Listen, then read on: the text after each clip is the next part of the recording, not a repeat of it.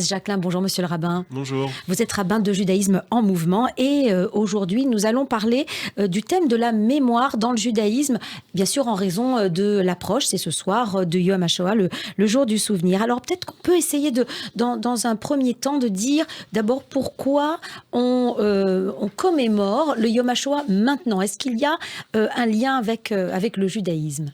Alors, c'est vrai que c'est une grande question et quand on est habitué à penser la Shoah, la mémoire de la Shoah, on pourrait se dire qu'il y a quelque chose de très réducteur dans le fait de ne consacrer ou de donner le sentiment que le calendrier ne consacre qu'une journée au souvenir ou à la mémoire de la Shoah. Et c'est vrai que lorsque l'on pense à ceux qui ont vécu ça dans leur chair, les enfants, les petits-enfants de ceux qui ont vécu cela, généralement, il n'y a pas un jour sans que l'on soit obsédé par cette question des disparus, cette question de ce sont les racines de la haine qui ont conduit à la Shoah.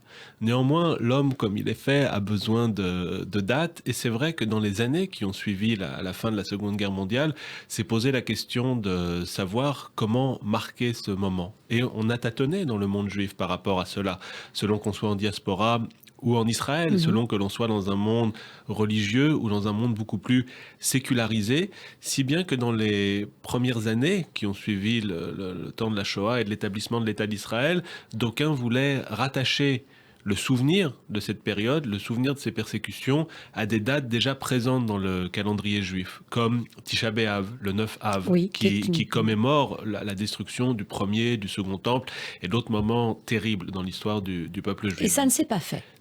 Dans un premier temps, ça a pu se faire. Il y a également la date du 10 Tevet qui marque le début du siège de Jérusalem à l'époque de Nabucodonosor. Donc, ce qui nous ramène à une histoire très, très ancienne. Dramatique, et on voulait associer les deux, évidemment. On voulait associer les deux, et dans les milieux plus comment dire, sécularisés, il y a eu l'idée de rattacher cela à un moment de l'histoire de la Seconde Guerre mondiale, et la date qui était généralement retenue ou avancée parmi les survivants, les anciens combattants des ghettos, c'est la date du 14 Nissan, qui marque le début de l'insurrection du ghetto de Varsovie en 1943.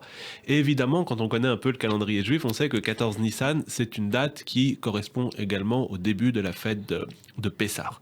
Et donc, il y avait une sorte de contradiction entre la volonté d'observer la fête de Pessah et le fait de commémorer la mémoire des combattants et des victimes de la Shoah. Donc, à tâtons, peu à peu, c'est cette date du 27 Nissan qui a été retenue et qui, d'une certaine manière, obéissait à plusieurs demandes. Oui. D'un côté, on est dans la proximité avec le moment du début de la révolte du ghetto de Varsovie.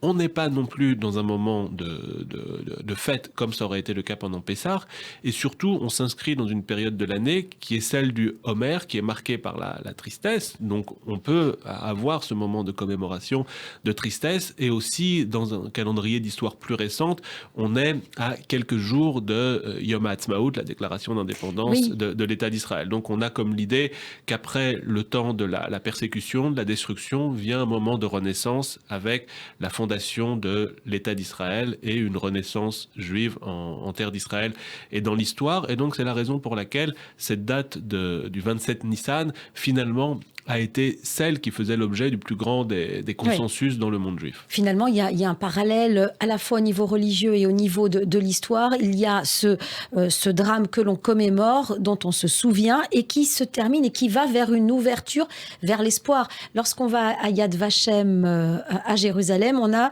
un espèce de trajet, un trajet dans l'obscurité qui se termine par un point de lumière. C'est une ouverture. C'est un petit peu cela, finalement, cette date de Yom HaShoah, et qui se termine par Yom HaAtzmaut finalement. En tout cas, qui s'intègre dans un calendrier, dans un processus qui montre que toujours, enfin, on a toujours un espoir qui vient, qui renaît à un moment donné, même dans les ténèbres. Alors l'utilité de se remémorer, de commémorer le souvenir dans le judaïsme, j'ai l'impression que c'est un peu le fondement des fêtes, que c'est la raison d'être des fêtes, c'est de commémorer l'histoire juive. Pourquoi ? Alors les fêtes commémorent, ou plutôt on pourrait dire d'une certaine façon célèbres, parce qu'elles font vivre au présent.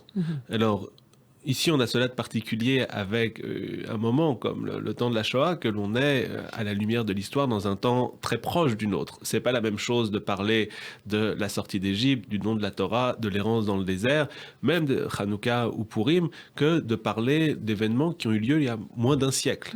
Donc, ce qu'il faut comprendre, évidemment, c'est que les dates sont là pour faire vivre la mémoire, pour faire vivre le souvenir, mais on a cela de particulier avec Yom HaShoah, que l'on est dans une période, si j'ose le dire ainsi, expérimentale. Et on connaît le Yom HaShoah d'aujourd'hui, on ne sait pas la manière dont les choses vont se passer dans un siècle, 2 siècles ou dans 1000 ans. Donc on est dans ce moment expérimental où l'on est là à avancer à tâtons pour voir déboucher, naître un rituel qui permet de se souvenir. Et le souvenir en hébreu, zikaron, c'est toujours le fait de faire vivre au présent. Et donc comment faire vivre au présent le souci de la Shoah, dans le sens où on a l'idée d'un plus jamais ça qui revient, quelle que soit la manière dont on le pense, et de faire vivre au présent toutes ces vies qui ont disparu, qui ont été anéanties, qui nous manquent et que l'on veut faire vivre par la mémoire, par le souvenir. Est-ce que ce n'est pas aussi une façon de définir son identité? Est-ce que l'identité n'est pas définie par une histoire commune, des drames communs? L'identité est définie par une histoire commune, par un espoir commun.